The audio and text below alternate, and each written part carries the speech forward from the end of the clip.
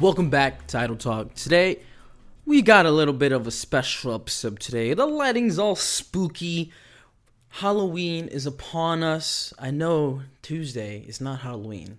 I understand that. But I want to talk about Halloween-esque topics for this episode. Particularly scary movies. The best kind, the worst kind, the best cliches, tropes. The new Chucky TV show. Shout out to Chucky. That has me hooked right now. First 2 episodes are on YouTube. New episodes come out Tuesday. So if you're listening to this, tune in later tonight to watch Chucky Season 1, Episode 3. It's going to be a banger. I like the pacing of that show. They have the extended versions on YouTube, and the director talks about how, 8 episodes, you virtually just have 8 hours to tell the story you want to tell. And think that's easier than doing a 2-hour long movie. So, I don't think this Chucky is tied into the reboot, the Child's Play reboot that happened with Aubrey Plaza and the folks over there, because the doll resembles nothing like the movie version. But episode 1 and 2, I just loved. I loved the episode. Episode 2 was solely based on Halloween. It was Halloween night, in that universe or whatever. But in episode 1, we just learned that the real horror in life is fucking middle school. Yeah, middle school sucks. For our main character, Jake, he is a member of the LGBT community. He is a gay middle schooler. And it shoves it right in your face to start. Bang! Just, he's gay. And people don't like him. And he happens to not be straight. And it gets pretty crazy towards the end of the episode. The dad is, not okay with him being gay.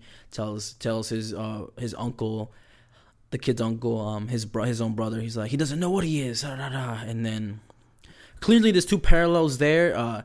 Him and his father, they're not well off. Their mother died in some crazy accident, and his uncle and his wife have a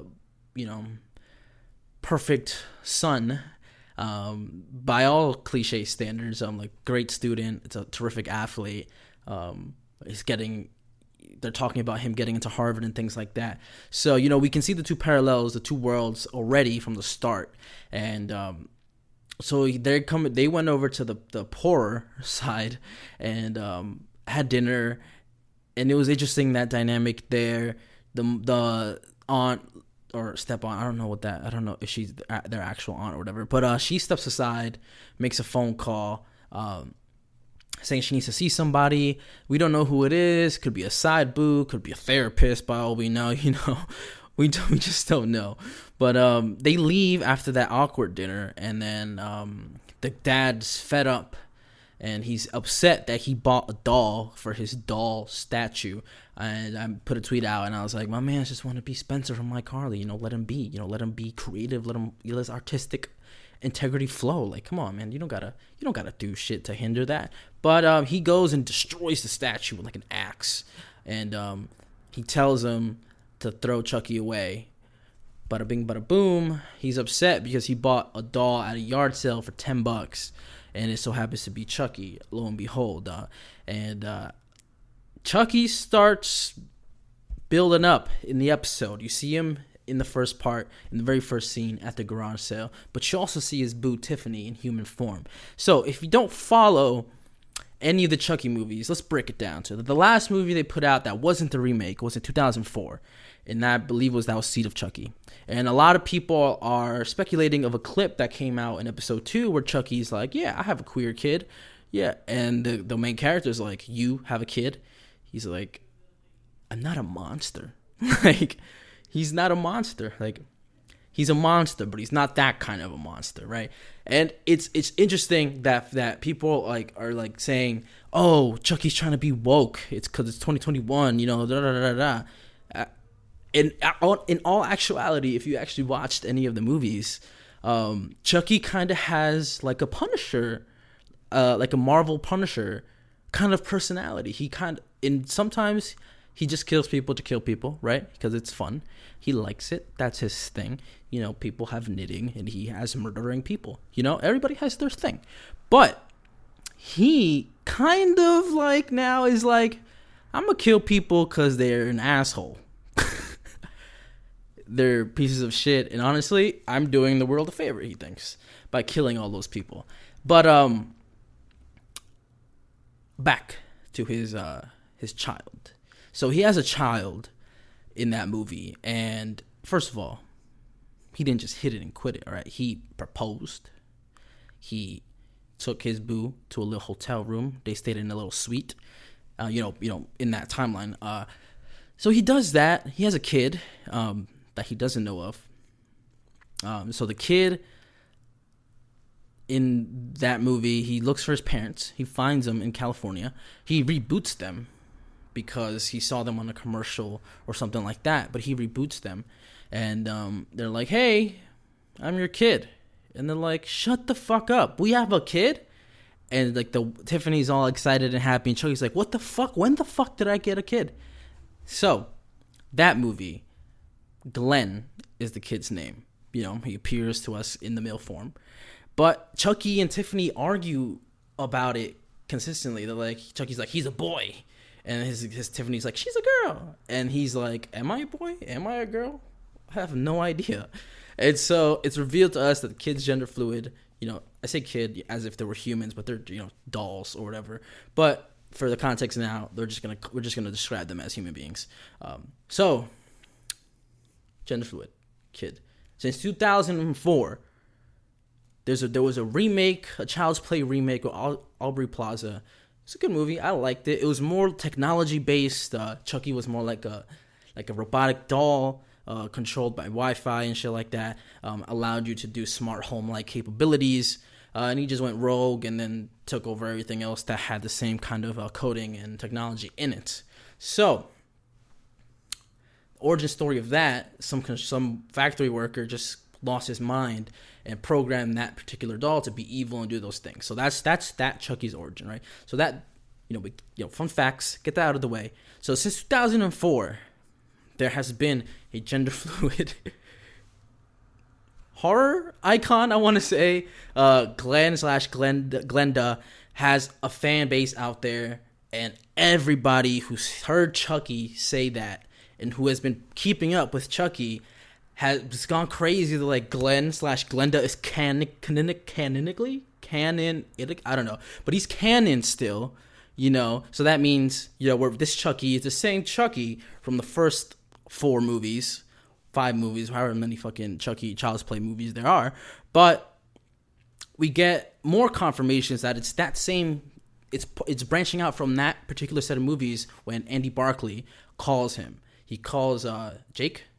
He calls Jake. He's like, "Did you check the batteries? Does that doll have batteries?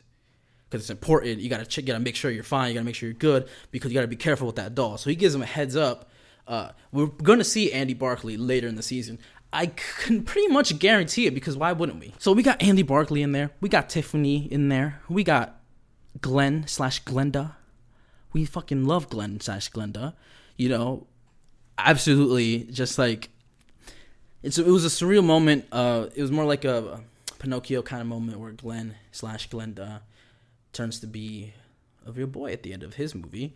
But, yeah, it's just amazing that we can pay homage to certain movies and certain franchises that help kind of build the horror genre with this Chucky show. Because the director does say a lot of things that this is a teaser to that. That's a teaser to this.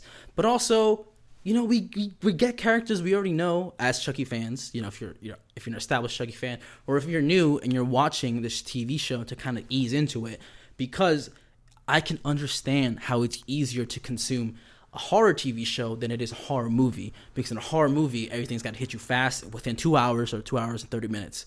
But with a TV show, it kind of builds up. It's a little bit less scarier. There are some scary moments in there, but not necessarily like jump scary, like has your heart pounding moments. But there's moments where the suspense can absolutely kill you. Like you're just waiting for something to happen, and that I feel like the suspense was paced very well in episode 1. Because Chucky doesn't really spring into action until literally like the last 12 minutes of the episode. And it's like a 42-minute long episode because it's an hour. Then you got to take out take out however so many minutes for commercials and then credits. So whatever. Let's say 42 minutes. So for the last 12 minutes, for the first 30 minutes of the actual runtime, he didn't do anything. It was just, we were just building up. Because we know as the audience, that's fucking Chucky. People in the world, in that TV show setting world, like Andy Barclay, Tiffany, they know that's Chucky. But our main cast and crew, you know, our little Breakfast Club bunch people don't know that's Chucky. So it's awesome to see them pay homage to the original movies, to some classic horror franchises, and I'm excited to see where the rest of the season takes us. Honestly, it's something I've been wanting, some new Chucky content for a long time. I'm gonna throw this out to James Wan right now, bro. We got Godzilla vs Kong. We got Freddy vs Jason, right? You know what I want to fucking see? And I know this would probably do way better in Japan than it would here, because Japan just knows how to appreciate more things. But I want to see Annabelle versus Chucky. I want to see that kind of movie. It's crazy. It won't make sense. You know, Annabelle's part of the Conjuring verse. Chucky's part of his own little Chucky verse. Trademark pending. But I want to see Annabelle versus Chucky. I kind of want to see like these classic horror icons, you know, fight.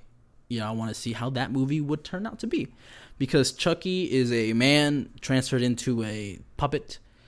Annabelle is a demon who is using the Annabelle doll as a kind of like a conductor to kind of show things around, to kind of, you know, show its presence.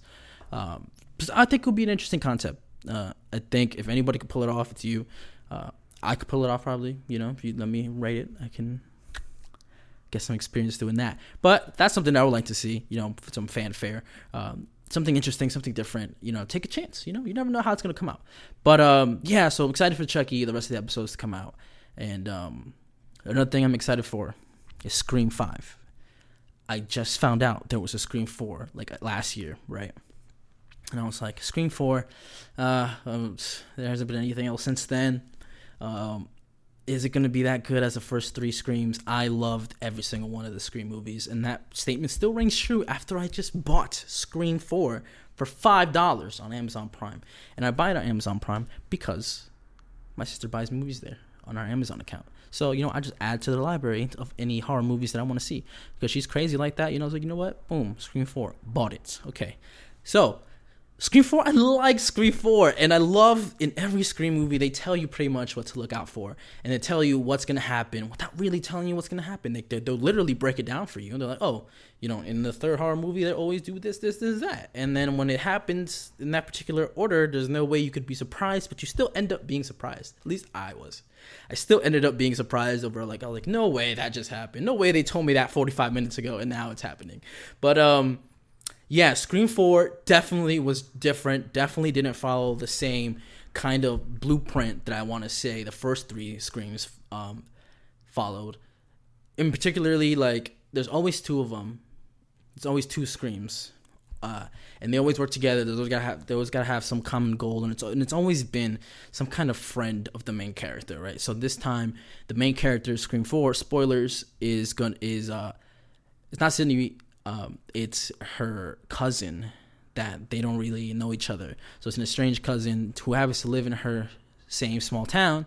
And so already we're like, all right, it's got to be, Ghostface has got to be one of her friends, right? It's got to be her boyfriend. It's got to be some weird kid in the movie club. It's got to be, you know, it might be her best friend, you know, because your best friends will always try to kill you, apparently, in this movie.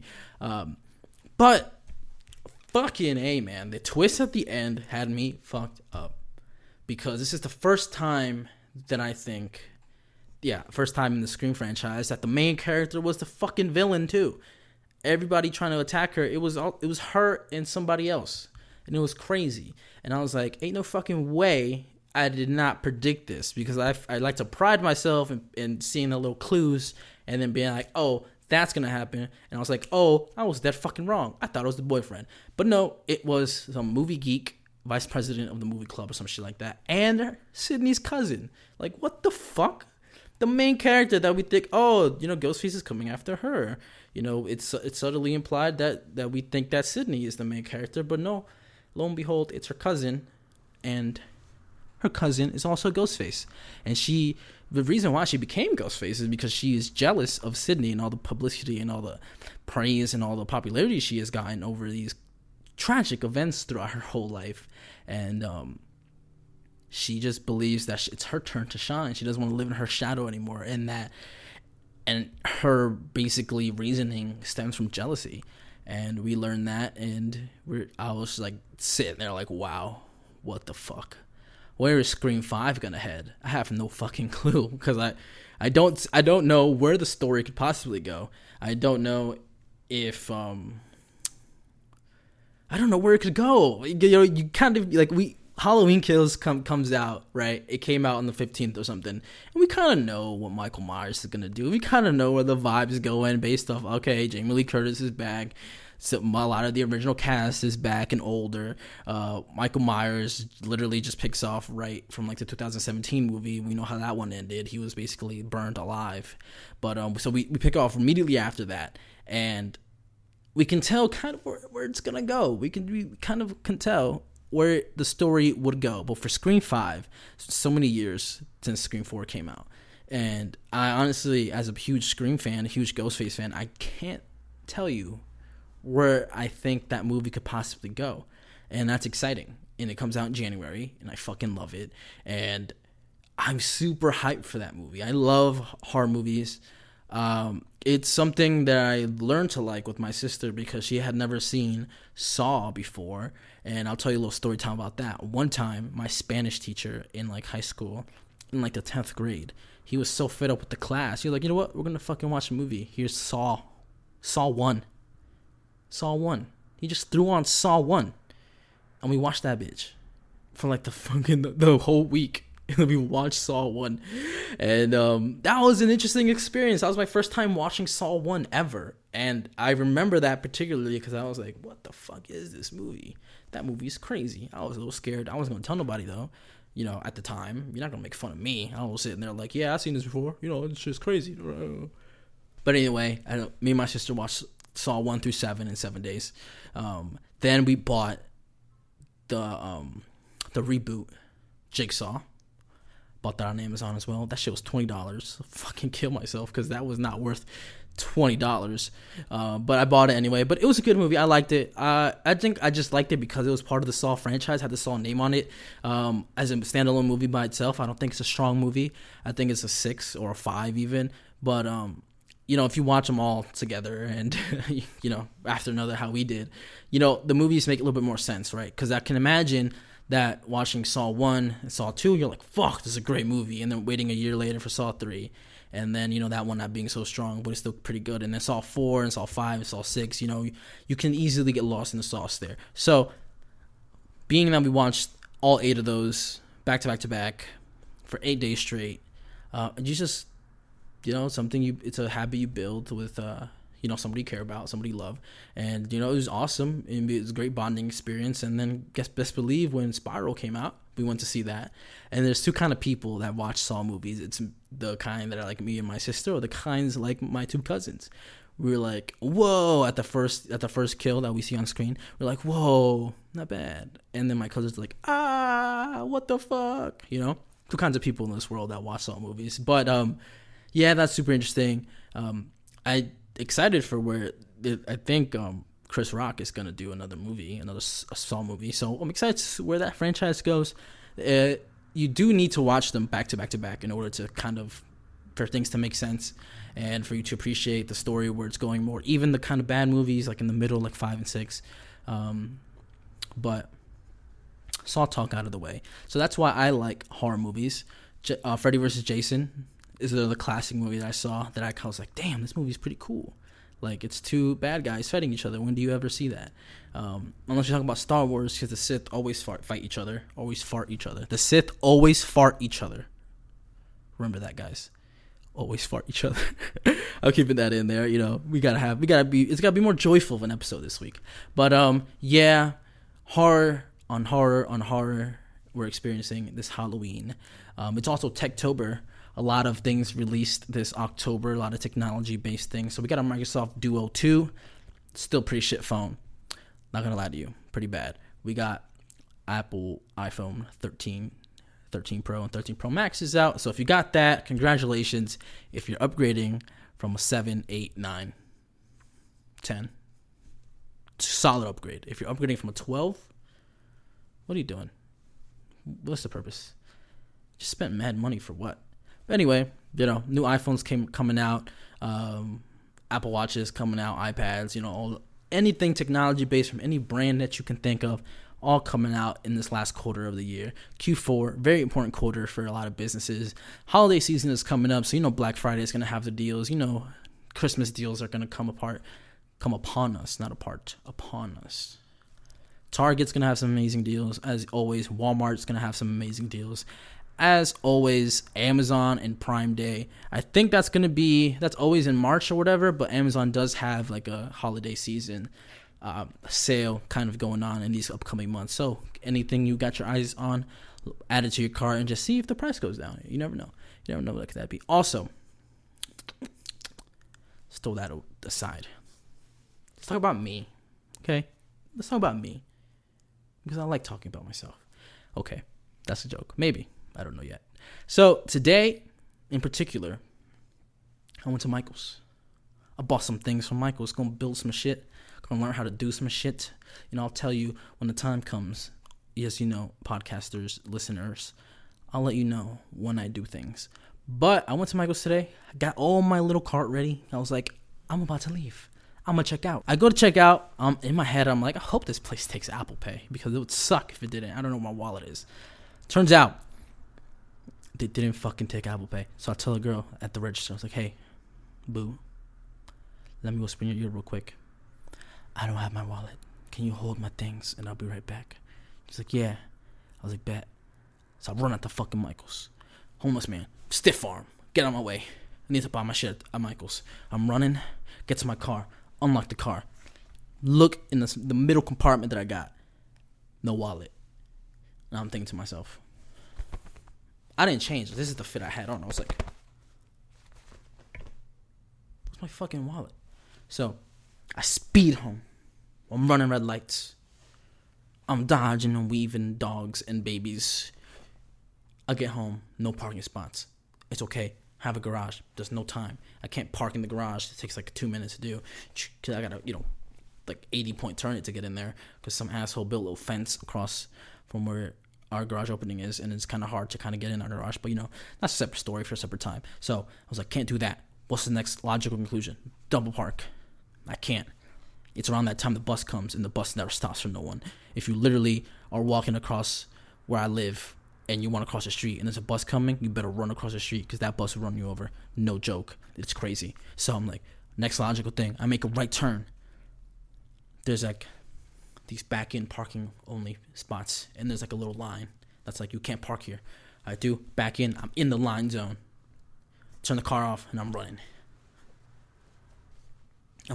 I get to my door, and I stop. One of my friend's cars is in front of my house. Someone is trying to park behind them. The space is tight. And believe me, the car's like this big. My friend's car. It's like a small car.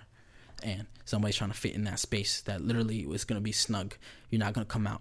You're going to have a hard fucking time coming out, let alone the hard time you're having going into that spot. So I sit there and watch like a villain. I'm watching him, just staring at him. The guy goes, hey man, is that your car? And I was like, find out. It wasn't my car, but I sat there. It's called stooping when you sit in front of your own house. I sat there. I was stooping, watching him parallel park, staring at him. And his wife, who was like directing him how to do it. After my menacing stare, they left. So I run up the stairs. I didn't lock the front door. I did lock it, but not the second door. Cause I was like, I need to like less things that I need to worry about. So I didn't lock it. I run upstairs. I'm looking at my desk. I throw everything on the floor. My wallet's not there. I was like, fuck, now there's a mess on my floor. This desk in particular. And then I go, fuck, where is it? Then I do what any logical guy with a recliner does. I stick my hand in the recliner. Fucking found it first try. Cause I'm a fucking G. So, got my wallet. I run downstairs. I jump like the last 5. Almost break my ankles. No joke. That was a pretty. I should have waited like 2 more steps before I jumped.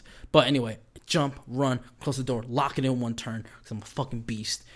I'm just kidding. I usually struggle locking the door. I don't know. These doors just fucking hate me, and I hate them back. So I locked it. Then I locked the second door, and I was out. I dipped back to my car, sped back. Same thing. Dodged and weaved some kids and dogs. You know, I was like, get the fuck out of my way. Running red lights. I get back to the Michaels within like 14 minutes, dead ass. Then I go, I'm like, hey, I'm back. And they're like, okay, cool. I was like, yeah, these stuff, right? I was like, yeah. I was like, man, you wouldn't believe the shit I had to do to get back here. I was like, I didn't even have my wallet in my car. I had to go home. She's like, what? No way. I was like, yeah. They're like, oh, thankfully you didn't live too far unless you were speeding. I was like, I don't even live too far, and I was speeding, and I ran red lights. It's crazy. I wanted the shit I had there, and I was scared they were gonna put it back. And I bought these cool lights. I'm gonna hang them up back here. I hope, maybe. We'll see what the vibe is. But I bought some lights. And I was like, damn, this is so fucking cool. So I bought the lights. I bought some shit, some X-Acto knife kind of things, utilities, some wooden things. You know, I'm gonna build some shit because I've been feeling the DIY stuff. I've been feeling building stuff, been feeling how to do new stuff, new skills and shit like that. So came back to Michael's, sat down. I was like, fuck, time to watch fucking Squid Game. You heard it here first, guys. I've been watching Squid Game. I'm on episode 5.5. Maybe 6. But episode 4 is the best fucking episode ever. I think. I'm gonna keep that statement true until I'm proven otherwise. But I finally decided to watch Squid Game because I was like, I'm watching Chucky for my own pleasure. I'm watching it. I'm gonna watch Squid Game for the content because I want to talk about it. I want to be involved. I want to know what the memes mean. I was left out. I didn't know that your boy graduated top of his class. You know, I didn't understand that meme. Everybody kept saying it, and I was like, I don't fucking get it. And now I understand, and I realized I was like, man, this is the third time this guy has talked in this session, and this is the third time he brought that up. So, you know, watching Squid Game, I'm enjoying it so far. They're bullying me to watch it in Korean. And I'm like, but it just sounds so angry sometimes. I want them to yell at me. But he was like, but the emotions are better instead of the, hey, he died. You know, that's a true statement. Like, if my phone wasn't recording me right now, I would play the audio message for you. That's what my boy said. He's like, you know, the dubbed actor's always like, oh my God, he died. Which is true, and I love it, and it's funny. And he's like, Squid Game's not supposed to be funny. I'm like, when I watch it dubbed, it's fucking hilarious. He's like, yeah, I'll see you next year, daughter. And she's like, next year? And I'm like, yo, he's not gonna see her next year. What the fuck is happening? So apparently Squid Game wasn't supposed to be funny. I thought it was funny in the beginning, even through all the bad parts. That's because I was watching it dubbed. And I switched from Korean to dubbed so I was setting up the podcast stuff right now, and I wanted to continue watching it while I set up, but I couldn't unless it was dubbed, so I could just listen to it and not really pay attention what's on the screen. So Squid Game, liking it so far. Not something I would usually watch, I would say. It feels like people were recommending it to me because I like horror, and this isn't necessarily horror. It's more like a psychological thriller, like... I know it's not that. It's like more like a drama. But if I were to compare it to something as, you know, similar to horror, I think that's what it will be more closely related to. But yeah, I'm watching Squid Game. I gotta watch Sex Education because it's one of my favorite shows ever.